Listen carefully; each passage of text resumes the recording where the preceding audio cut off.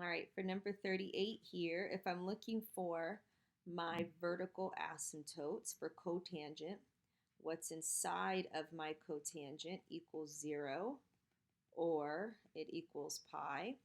Subtracting pi over 2 from both equations, x equals negative pi over 2, and x equals positive pi over 2. Now, if I'm looking for my period, the distance between each vertical asymptote, that's going to be pi divided by b, which is 1, right, because this is 1x, which makes my period pi.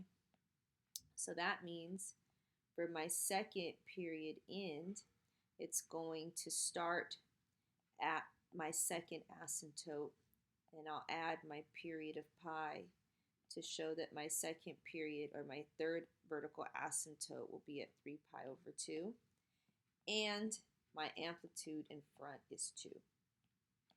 Now I have everything I need to set up my axis to graph this cotangent function. Negative pi over 2, positive pi over 2, and 3 pi over 2 will all be my vertical asymptotes that split up my two periods of cotangent.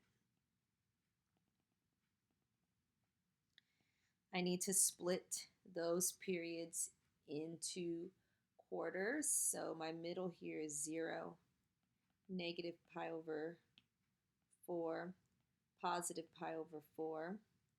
And so then we're going by pi's over 4. So this is 3 pi over 4, 4 pi over 4, which is pi, and 5 pi over 4.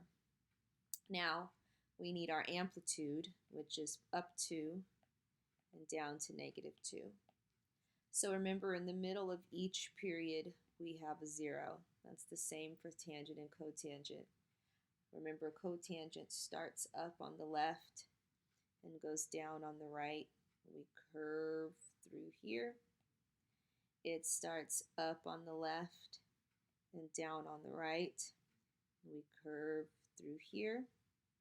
And I'm going to label these points that are not intercepts: negative pi over 4, 2, and pi over 4, negative 2.